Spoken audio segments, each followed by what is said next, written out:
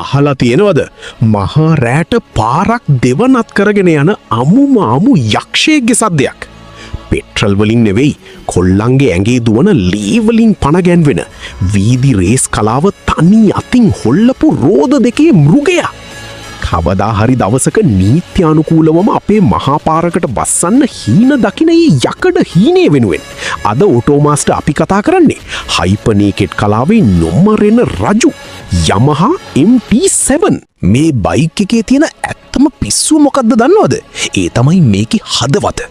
මේක නිකම් parallel twin engine වක් නෙවෙයි.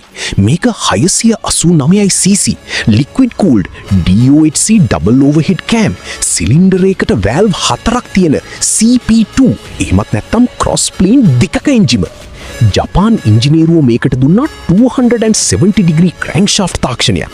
ඒ කියන්නේ සාමාන්‍ය බයික් එකක් වගේ එක දිගට පිපිරුම් වෙන්නේ නැහැ. අංශක 270න් සහ 450න් වෙන මේ අසමාන පිපිරුම් රටාව uneven firing order නිසා තමයි අර V-twin එන්ජින් එක වගේ ඇඟේ හිරිගඩු පිපෙන ගොරහැඩි සද්දයක් මේකෙන් ඉන්නේ. මේ එන්ජිමේ ඇතුලේ තියෙන්නේ forged aluminium piston. බරින් අඩුයි හැබැයි ශක්තියෙන් උපරිමයි. අශ්ව බල 73කට වඩා පිට කරන මේ මෘගයාගේ නියම සෙල්ලම තියෙන්නේ ටෝක් එකේ. හරියටම 6500 RPM වලදී නිව්ටන් මීටර් 67ක උපරිම ටෝක් එකක් පාරට දෙනවා. ඒ කියන්නේ throttle එක අඹරනකොටම power එක ඉන්නේ අතට. පරක්කු වෙවි ඉන්නේ නේ. දුන්න ගමන් ඇදලා යනවා.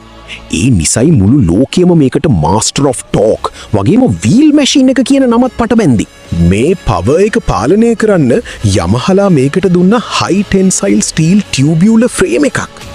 එන්ජිම පාවිච්චි කරන්නේ බයික් එකේ chassis ශක්තිය දෙන තවත් එක කොටසක් stressed member විදිහට.